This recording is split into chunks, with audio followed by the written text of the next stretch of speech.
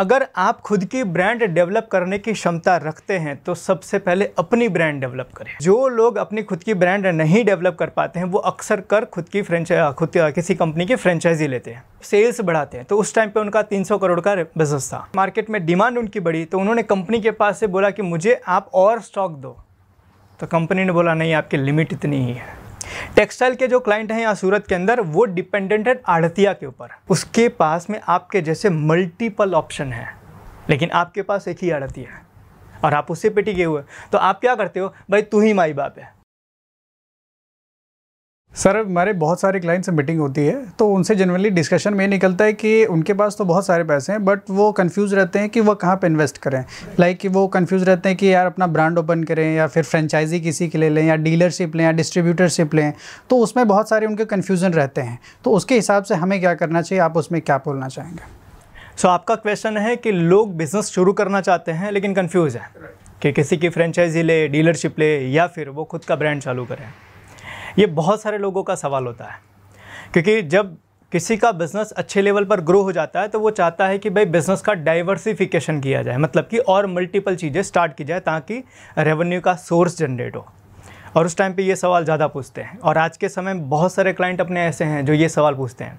तो जितने लोगों ने मुझे ये सवाल पूछा है मैंने उनको ये जवाब दिया है। सर दो चीज़ मैं आपको बताता हूँ। पहला, अगर आप खुद की ब्रांड डेवलप करने की क्षमता रखते हैं तो सबसे पहले अपनी ब्रांड डेवलप करें, क्योंकि फ्रेंचाइजी वही लेता है जिसके अंदर वो पोटेंशियल, जिसको मेहनत नहीं करनी होती है खुद का ब्रांड डेवलप करने के लिए, जो चाहता है सारी चीज़ें बनी बनाए मिल जाए। उसके प्लस और माइनस दोनों हैं। जैसे कि मानो मैंने किसी बड़ी कंपनी की फ्रेंचाइजी ले ली तो शुरुआत के अंदर तो बहुत सब चीज़ें अच्छी होगी, मेरा बिज़नेस एक लेवल पे पहुंच जाएगा, मेरी अच्छी अर्निंग शुरू हो जाएगी। लेकिन अब मुझे उस अर्निंग को बढ़ाना है तो मेरे पास में कोई स्कोप नहीं है। क्यों? क्योंकि कंपनी की नियम, कंपनी की पॉलिसी, कंपनी के पूरे जो सिस्टम है उसको मैं ब्रेक नहीं कर सकता हूँ। अब जैसे मानो मेरा एक फ्रेंचाइजी अच्छा चल रहा है, मेरी इच्छा हुई कि मैं यार 2 और चालू करूँ, तो ये मेरे हाथ में नहीं है कि मैं खुद चालू करूँ, वो कंपनी के हाथ में है कि वो आपको परमिशन देगी कि नहीं देगी। तो जो लोग अपनी खुद की ब्रांड नहीं डेवलप कर पाते हैं वो अक्सर कर किसी कंपनी की फ्रेंचाइजी लेते हैं।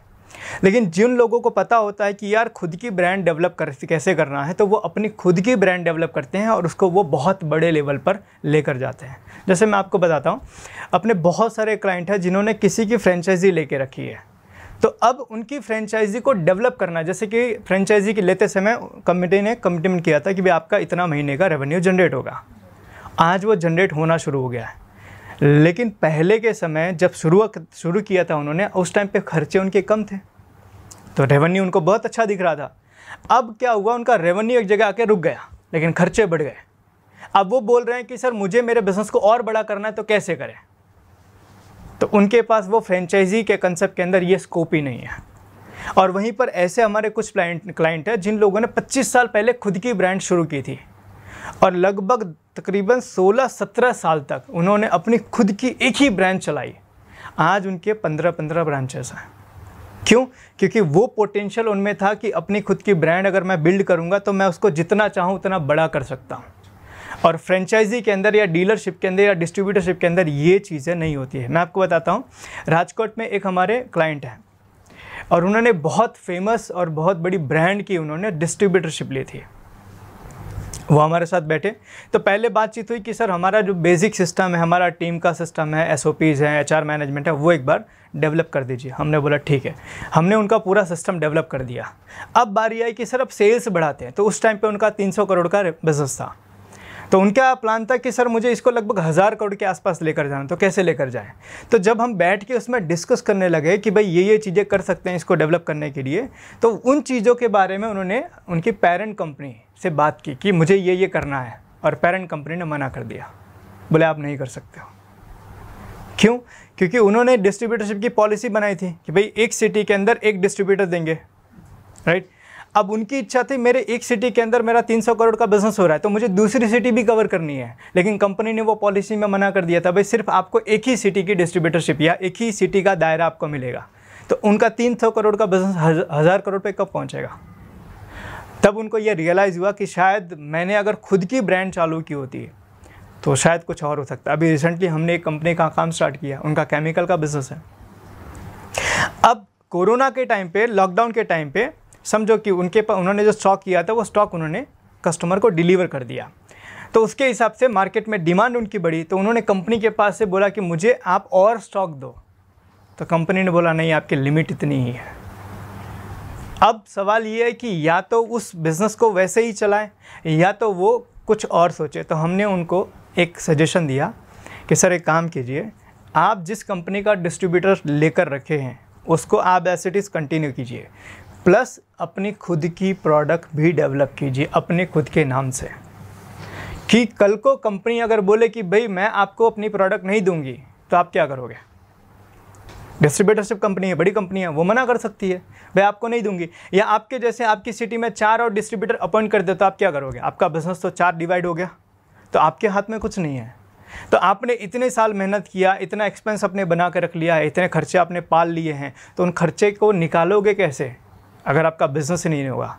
और ये सारी चीज़ें डिस्ट्रीब्यूटरशिप के अंदर, डीलरशिप के अंदर या फ्रेंचाइजी के अंदर हमारे हाथ में नहीं होती है, ये होती है पेरेंट कंपनी के हाथ में।